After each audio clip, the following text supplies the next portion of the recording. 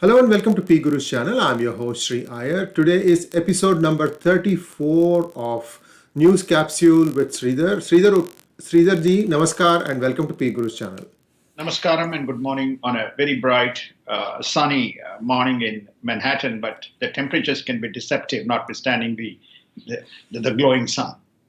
Yes, indeed. And sir, let's just jump right in. There is a whole bunch of hearing that is happening where the tech executives are being grilled for whether theirs is a content editing platform or is it a I should phrase this thing correctly, whether they are a publisher or a content editor or a platform, and they seem to want to define themselves as a platform. I think the senators seem to have a bit of a disagreement with that. Can you just run it down by us? What happened yesterday at the Senate hearing, sir? Great, thank you, sir. The catalyst for this hearing, which was brewing for quite some time, is mostly as a result of specific biases which Republican senators found out. And obviously, there's biases that the Democratic senators equally found out on different set of issues, primarily resulting from the complete suppression of Hunter Biden issue that propped up, the arbitrariness in which Trump's tweets were cut out, the New York Post, which highlighted the Hunter Biden article, was blocked. So the questions that have propped up as a result is what exactly is this role, or have they become real activists in controlling and dissemination of the news? So this was the root of the set of the issues. I think it was an exceptionally well conducted meeting. And while Mark Zuckerberg and Jack Dorsey had probably slightly different kind of approaches, but they seem to be converging. Some of the truths that came out is they seem to collaborate. They use the word, when they see some, alarms or noise in the networks, they tend to collaborate. So it extends the question, who decides, how they collaborate? To them, noise is, some security issues, some riot issues that kind of prop up. They begin to kind of coordinate as to how they need to orchestrate that message. So that then drove the question to the senators, okay, what is it that you're collaborating? How are you then therefore kind of coordinating? Naturally, being a hearing, you didn't have a substantial set of answers. They continue to harp on the point that they are a platform and they would be receptive to a broad set of rules on governance as to what they need to do from a news. But Senator Ted Cruz really kind of went after them and said, here's the specific examples of, where you have exercised your discretion and blocked, for example, New York Post. He cited New York Post. He also cited Hunter Biden case. He also cited Trump, 35% of the stuff being blocked. So for which, at least on the New York Post side, Jack Dorsey acknowledged it was a mistake for them to have done that, to have blocked it, in a haste or in without kind of due investigation, right? So there was no resolution, but it was frightening to listen the power that the platforms have in terms of fine lining where their borders end. And also this fact checking ticks that they score, they can use New York Times or they can use Reuters as a method to fact check and basically block. This has happened to me personally. I asked a question, what's the basis? Why do you think Reuters is gospel? Or why not Wall Street Journal, right? So to mark this content, because it's my content, right? It's not your content. And you have given me the license to use the platform. And they immediately kind of, took it out and the content was published. So there is an element of arbitrariness in their choices and how they make decisions around this. So there was no resolution, but what brought to the fore is what is already a known fact, that there is no delineation, and they become so big. I don't know what is the exact methodology by which that these guys are going, this issue is going to be addressed. So at least the foundation for a complete removal of Section 230 and writing something new that is more germane to what is the prevailing situation is perhaps being thought through now. Are you hopeful that the 230 will go and a much more robust regulation mechanism will be put in place before too long?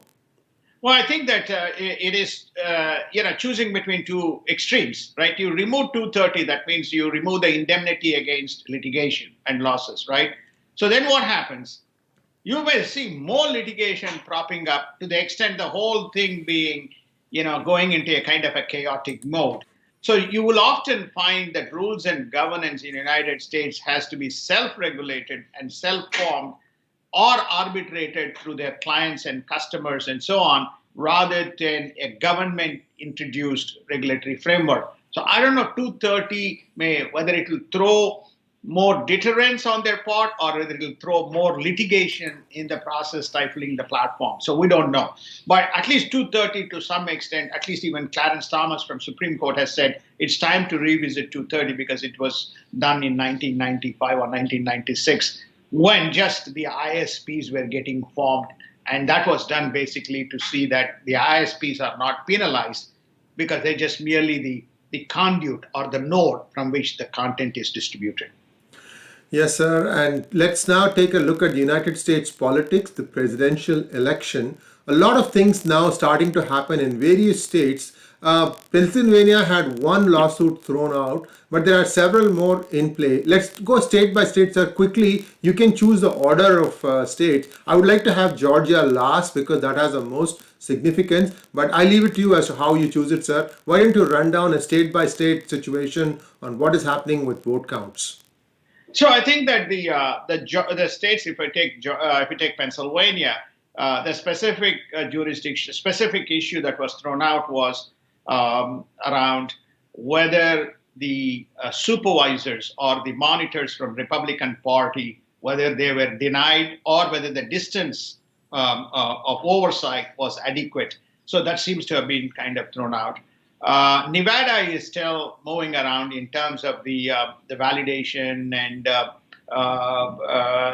who were whether there was a deduping done and the voter list that was the rolls that were that were mailed whether valid or not. So that issue continues. In Michigan, there seems to be some resolution in terms of the verification and audit and acceptance of the result. The two Republican senators, two Republican representatives initially said no, two Democratic representatives said yes. Now it seems like the four people have now given a consent, which is to say, hey, I think this is a fair income stuff that has happened, the due audit has taken place. So they seem to be moving some path. That does not mean that the litigation has stopped. There's still litigation around the software, there's litigation around the validity of the role, there's issues around the signatures and all this, and then of course the invalid votes that continues to be, which will lead to another thing that happened, event that happened yesterday. So you have that, and Wisconsin, the recount is under discussion and consideration. So you will have, Wisconsin seems to be again, Wisconsin is in all these cases. There are basically three issues: whether there were enough people, whether there's a valid roles, whether there was discrimination in terms of the treatment of the verification of the votes cast, etc. So I think that's one moving along. As far as Georgia is concerned, the one thing that state that has settled down is Arizona. They seem to have settled with the result, but when the Republicans will race because they had some issues again on movement of people. There was again a fair chunk of people who moved from California to Arizona, and whether they complied with the rules in terms of the residency. I think that's something that's being looked at in Arizona. Now, Georgia, Georgia has a very interesting kind of situation. Apparently, they found 2,700 votes, 2,600 on Monday, 2,700 on Tuesday. And 2,600 over the weekend, 2,700 on Monday, some more kind of votes missed in the counting. And they found that in each instances, the net difference totaling more than 1,000 votes in each instance, was in favor of President Trump. To the extent the lead has now come down to less than 13,000. So the question that is, and also some software glitches which incorrectly put the votes. So it has come to a more fundamental question in Georgia, and they are now also investigating that whether there was in one of the Democratic counties, why did the pipe burst? And when the pipe burst, when they said, the vote counting will stop, the vote counting continued with Democratic reps present and Republicans going home. So that is being investigated as to what exactly transpired there. So Georgia has not settled. Georgia is, as the recount continues, they seem to be addressing these issues and validating each of this and recorrecting the voter count, right? So while this goes on, Georgia also has another kind of major event, which is the runoff for the 2 Senate seats, which is January 2nd. And we find that suddenly there's a lot of interest and a lot of people have descended. And people from California have expressed their desire to relocate and be part of, whether apparently there's a lot of input and requests that's coming. Come and be part of the voter list to influence. Now, the question, therefore, is obviously people either sent alarm bells ringing and said, no, it's not allowed in terms of coming and vote, casting franchises this late into the game to change the residency. And it also raises the question, whether you can vote twice, right? From a technical point of view, though there was no Senate races in California, whether it raises an issue. So Georgia seems to be a hotbed of number of problems. So what you're seeing here play out is the most dirtiest, down and dragged through the mud kind of politics that's going on right now. Both parties desperate to win these 2 seats that are up for grabs. But this one is a whole new game where hordes of people from California want to drive across the country and go to Georgia and claim that they are residents of Georgia. How is that even possible, sir? Well, nothing is possible. Nothing is impossible if you look at the 2020 elections, right? So every conceivable issue that one can think of, right, has happened. Voter count, invalid postal ballots being accepted. In Nevada, you take Nevada, for example, people from outside the state or people from within Nevada living outside Nevada being qualified to vote because of its unique kind of circumstances and, army bases and so on.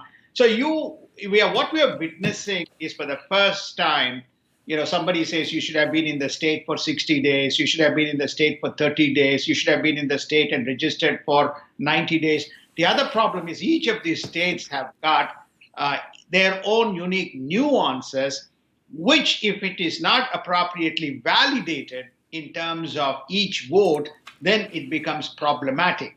And this election has become problematic because of the margins in many of these, less than 2 to 3%, not in, let's say, California, New York for Democrats, not in, let's say, Florida, not in Texas or in Oklahoma or Mississippi or Nashville, any of these places which are typical red states. So where you have these border states, you find that these issues. So it also remains, whether there was an orchestrated effort to manage elections this way. We don't know. I think, so that led to President Trump yesterday firing Christopher Krebs, who was his cyber intelligence and security kind of advisor, CISA, who had initially indicated even on November 3rd, everything is good, hunky-dory, there's no issues, there's no fraud.